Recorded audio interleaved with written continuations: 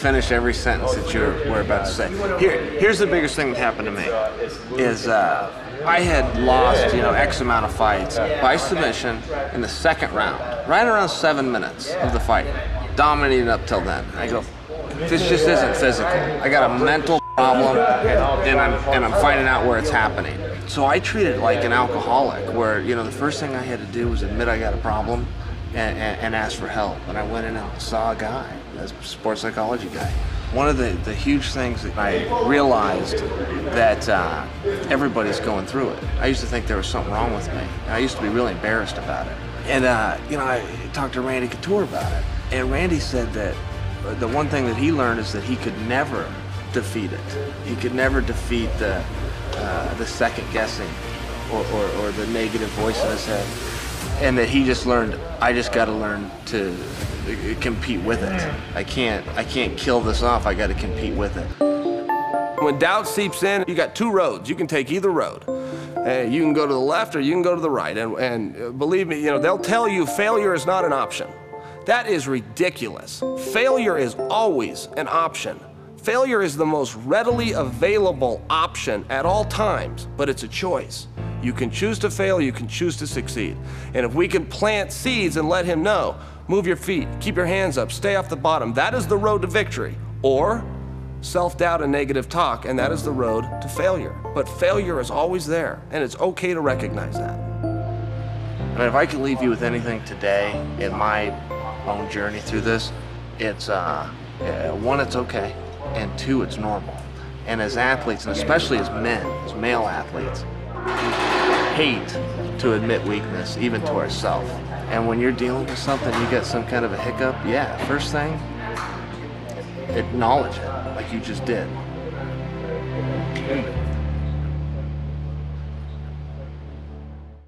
The only thing that changes is the environment.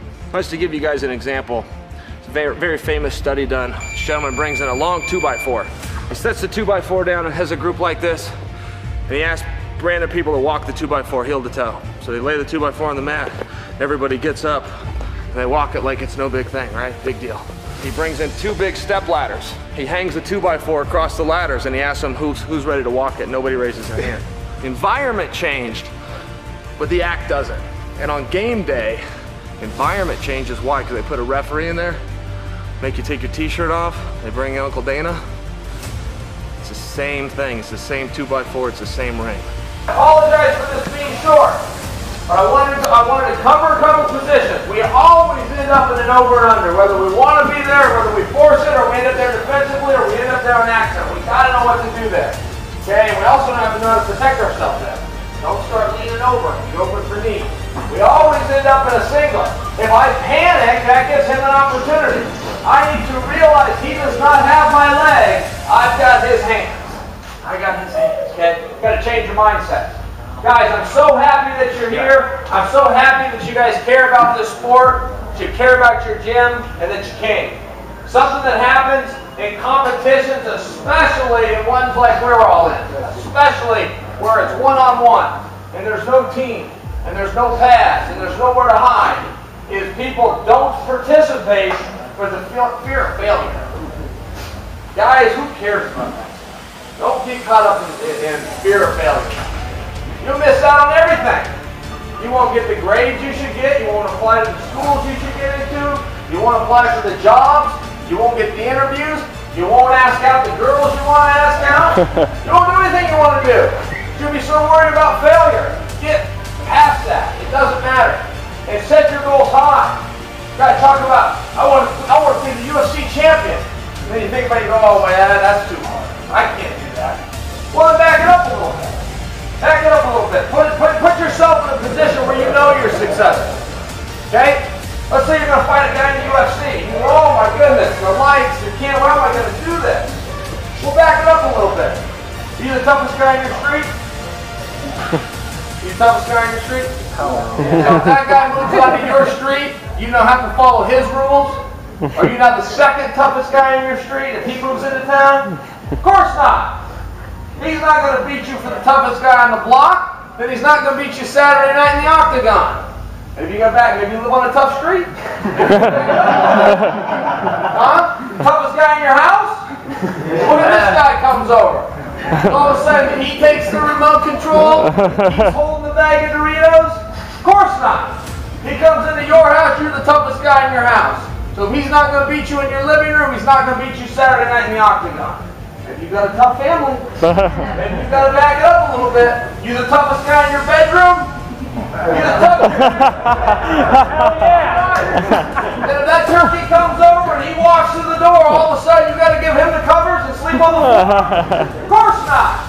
He can't beat you in your house, if he can't beat you in your living room, if he can't beat you on your block, he can't beat you Saturday night in the octagon. It's the same thing. Woo! You got to get that through your head at anything in life. Welcome, Coach. Welcome.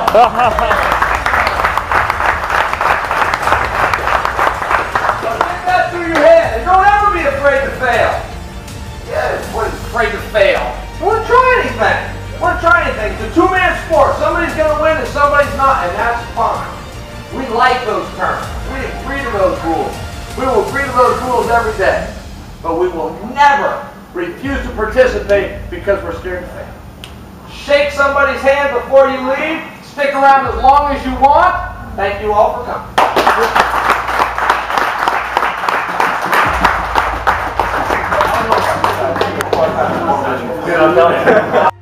What drives you to continue to put your body through this to compete? You know, I only have one goal in this. I'm not in it for the fame. I'm not in it for the money. I'm in it for the accomplishment. I wanted to be world champion since I was a little kid. I wanted to win the Olympics, win the world championship.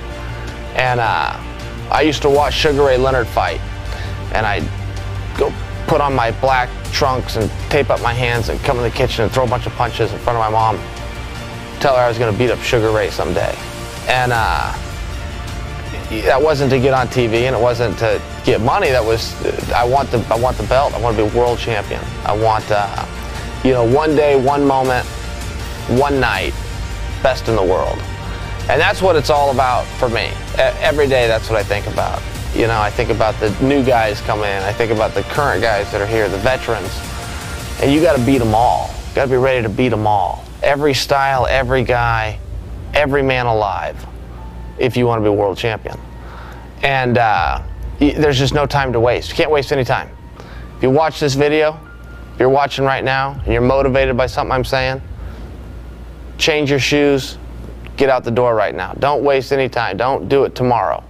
Don't, if you got a habit, you want to drop your habit, drop it right now. Don't think I'll do it next week. Don't wait for a resolution of some sort. Don't waste any time. Start right now.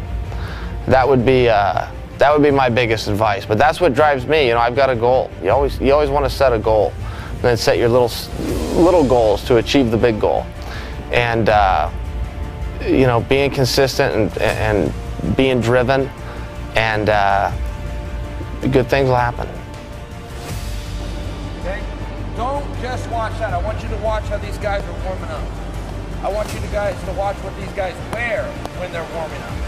Are they just out in shorts and a t-shirt? Are they in sweats? Do they have a stocking hat on? Are they just bouncing around? Are they running sprints up and down the hall? Are they sitting in the stands waiting for their name to be called? Are they grabbing a partner and working on their technique?